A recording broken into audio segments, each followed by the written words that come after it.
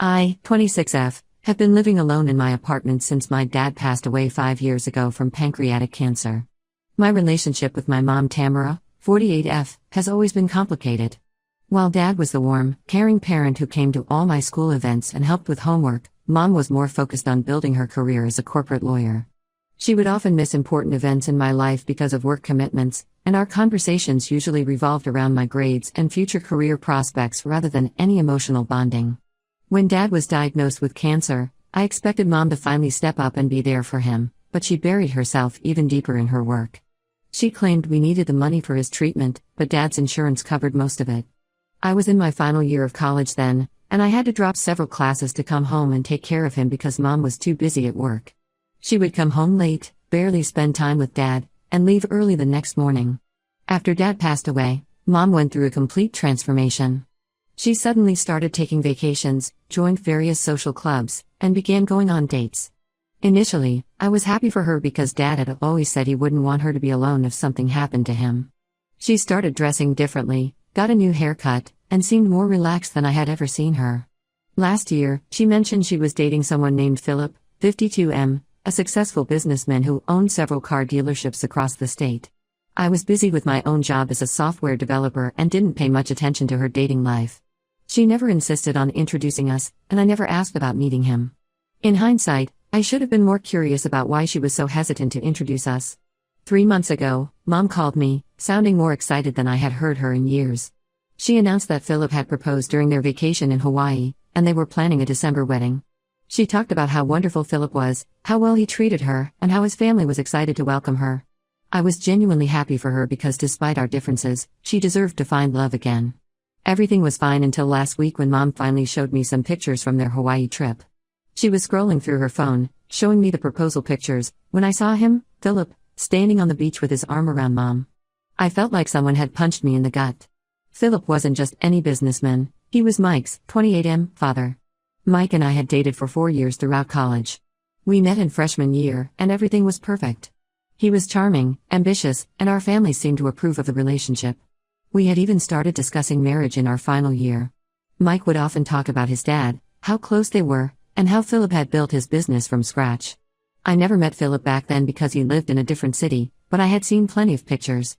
The relationship ended devastatingly when I discovered that Mike had been cheating on me with my best friend Emma for over a year. Emma and I had been friends since high school, and she was the one who helped me through my dad's illness. Finding out about their betrayal broke me completely. I had caught them together at Emma's apartment when I went to surprise her on her birthday. The worst part was that many of our mutual friends knew about it but never told me. The breakup sent me into a deep depression. I had lost my dad, and then my boyfriend and best friend betrayed me in the worst possible way. I had to seek therapy and was on antidepressants for almost a year. Mike tried to justify the affair by saying we had grown apart during my dad's illness, and Emma made some excuse about how they couldn't help falling in love. So when I saw Philip in those pictures, everything came rushing back. Mom noticed my reaction and finally admitted that Philip had told her about Mike and me a month after they started dating. She deliberately kept this information from me for almost a year, claiming she didn't think it was relevant since Mike was married and living in a different state. I couldn't believe what I was hearing. Not only did she hide this crucial information from me, but she also expected me to attend her wedding where I would have to face Mike, his wife, who might be Emma, and his entire family who probably knew about how he had cheated on me. Many of them had even sent me sympathetic messages after the breakup, saying they were shocked by Mike's behavior. I told Mom I wouldn't be attending the wedding. She immediately got defensive and accused me of trying to ruin her happiness just because my relationship with Mike didn't work out. She said I was being immature and selfish, and that I should be happy that she found someone who makes her feel young again. My younger brother Tom, 24M, sides with Mom. He thinks I'm overreacting because he never liked Mike anyway and doesn't understand why I'm making such a big deal about this. But Tom was away at boarding school when everything happened with Mike and Emma, so he didn't see how badly it affected me. Mom has been calling and texting constantly, saying she won't be able to enjoy her special day without me there. Philip even called to apologize for not being upfront about everything earlier, but in the same breath, he said I should put the past behind me and attend the wedding for Mom's sake. I've blocked everyone except Tom and asked him to tell Mom I need space. I don't think I'm being unreasonable here. She knew about this for months and chose to hide it from me. Now they're all trying to emotionally manipulate me into attending this wedding where I'll have to face the people who caused me so much pain. Ida for standing my ground? Update 1. It's been 3 weeks since my last post, and the situation has escalated far beyond what I expected. After I blocked Mom and Philip on my phone, they started showing up unannounced at my workplace. Mom would wait in the lobby, trying to catch me during lunch breaks. It got so bad that my team lead noticed something was wrong and I had to explain the situation to her. She was understanding enough to let me work from home for a few days. They didn't stop at my workplace. They started showing up at my apartment too. I had to explain everything to my building security and specifically request them not to let Mom or Philip in. One day, I found a long handwritten letter from Mom in my mailbox, talking about how much she missed me and how she needed me on her special day. She wrote about how she had always imagined her daughter would be by her side when she got married again. Tom kept trying to mediate between us. He would call me every day, telling me how Mom wasn't eating properly and crying all the time. He said she regretted not telling me sooner and just wanted a chance to explain herself. After 2 weeks of constant pressure from Tom, I finally agreed to meet Mom for coffee at a cafe near my office. When we met, Mom looked terrible. She had lost weight and had dark circles under her eyes.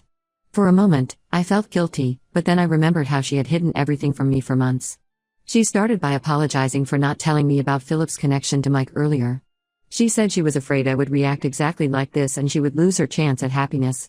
Just when I thought we were having an honest conversation, she dropped another bomb. She wanted me to be her maid of honor.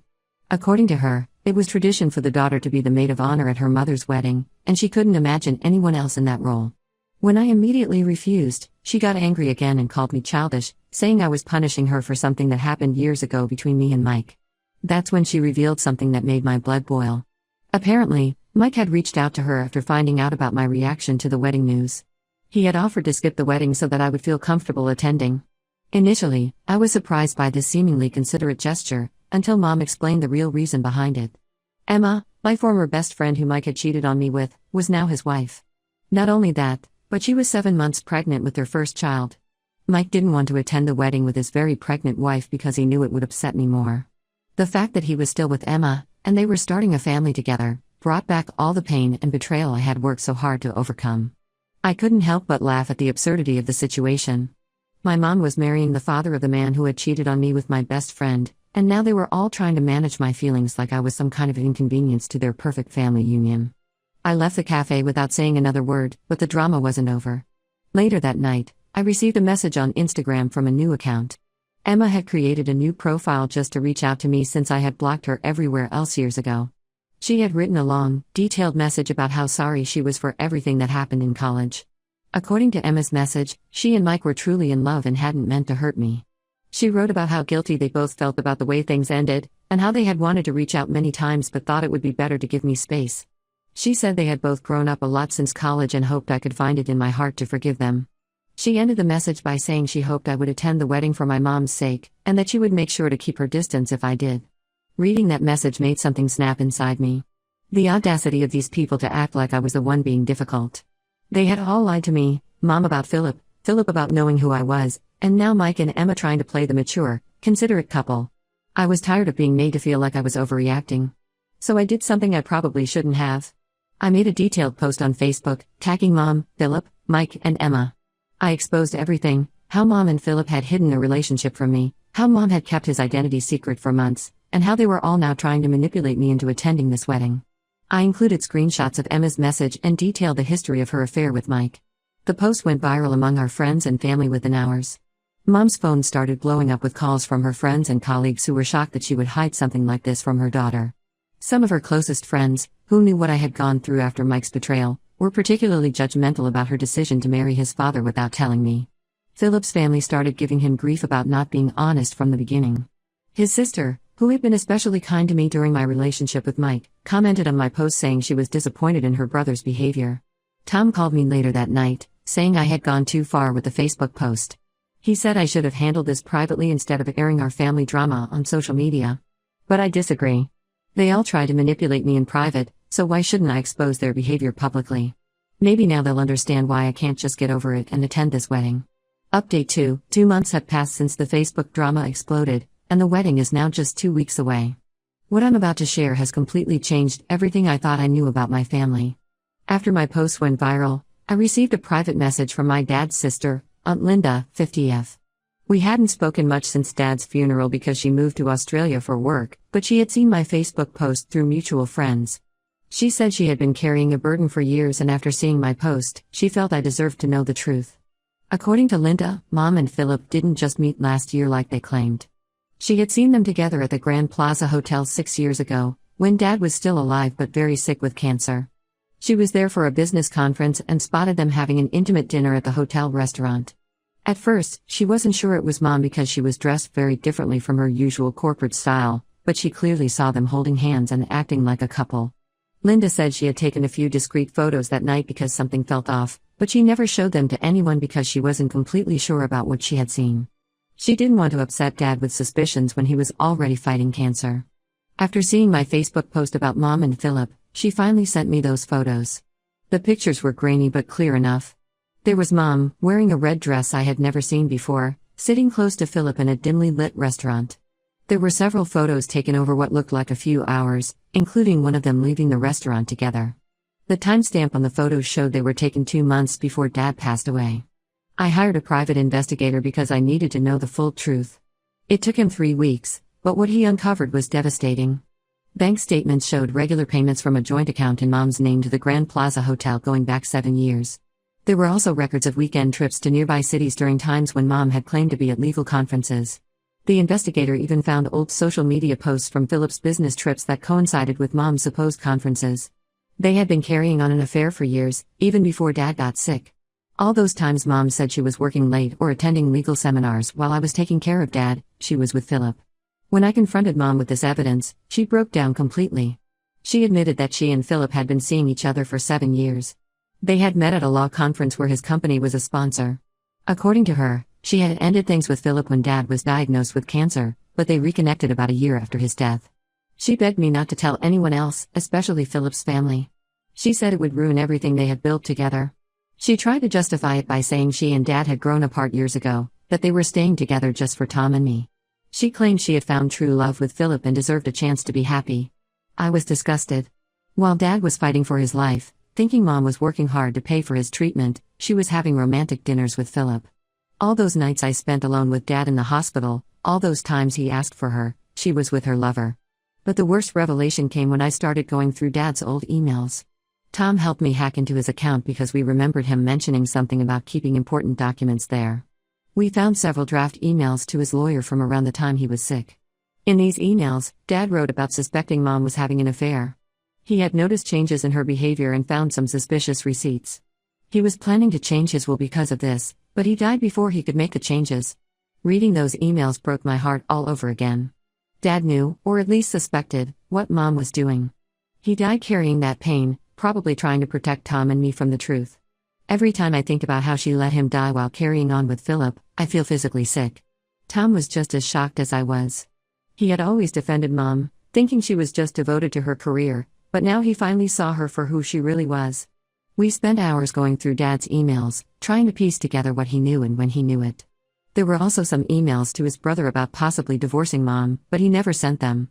The truth about their affair explained so much: why Mom was so hesitant to introduce me to Philip, why she kept his identity secret for so long, and why she's been trying so hard to manipulate me into accepting their relationship. She's not just marrying her new love, she's marrying her affair partner of 7 years. Update 3. It's been 2 weeks since the wedding was supposed to happen, and everything has fallen apart in the most dramatic way possible. I say supposed to because the wedding never took place. Here's what happened after Tom and I discovered the truth about Mom and Philip's affair. Tom and I spent several days gathering all the evidence, the photos from Aunt Linda, the investigators' reports, Dad's emails, and even some old credit card statements we found in Dad's study showing Mom's hotel expenses. We created a detailed timeline of their affair and how it overlapped with Dad's illness. 3 days before the wedding, we called a family meeting at our house. We invited Philip's entire family, including his ex-wife Patricia, 50F, Mike, Emma, and all their relatives who were in town for the wedding. Mom tried to stop us, but Tom threatened to expose everything on social media if she interfered. When everyone gathered, we presented all the evidence. We showed them how Mom and Philip had been seeing each other for years before Dad's death, including during his battle with cancer. Patricia, Philip's ex-wife, completely broke down. Apparently, Philip had blamed their divorce on her emotional distance and inability to support his ambitions. Now she knew he had been cheating on her with Mom the entire time. Mike's reaction was unexpected. He stood up, looked at his father, and said he finally understood why Dad had been so understanding about his affair with Emma. Philip had normalized cheating so much that Mike grew up thinking it was okay to betray someone who loved you. He then turned to me and posted a public apology on Facebook, acknowledging how his parents' behavior had influenced his own moral compass. The wedding was called off that same day. Philip's sister Mary announced that she was pulling her financial support for the wedding. She had been paying for most of it, and most of the guests canceled their attendance. Philip tried to do damage control by offering to postpone the wedding, but by then, the truth had spread through our entire social circle. Mom lost most of her friends, especially those who had known Dad. Her law firm's partners called her in for a meeting because some clients were uncomfortable working with someone who had displayed such questionable ethics. She's now on an indefinite leave of absence. Philip moved to Florida after his family cut him off. His business partners bought out his share of the dealerships because they didn't want to be associated with the scandal. Last I heard, he's trying to start a new business there, but his reputation followed him. Some of Dad's old colleagues from the community college where he taught reached out to Tom and me. They confirmed that Dad had discussed changing his will with them. They're now helping us build a case to contest certain parts of Mom's inheritance, particularly her claim to Dad's pension and life insurance. Mom still sends long emails to Tom and me every few days. She talks about how sorry she is, how she never meant to hurt Dad, and how she wishes she could take it all back. She claims she truly loved Dad but was confused and lonely. Tom blocked her after the third email, but I keep them all in a folder as evidence. The most satisfying outcome was that Mike and Emma's perfect little family image also crumbled. Emma's parents, who had justified their daughter's affair with Mike, were horrified to learn about Philip and Mom. They finally acknowledged how their support of Emma's relationship with Mike had enabled a cycle of betrayal. Tom and I are selling Mom's share of Dad's house. We're using the money to start a scholarship in Dad's name at the community college. The scholarship will support students who are caring for sick parents while trying to complete their education. It feels like a fitting way to honor Dad's memory and help others in similar situations. Mom recently tried to give an interview to a local paper to tell her side of the story, but we had our lawyers send them all the evidence we had. They ended up running a story about how affairs impact families across generations instead. Sometimes people ask if I regret exposing everything and destroying so many relationships. I don't. People who betray their loved ones deserve to face consequences, no matter how long it takes for the truth to come out.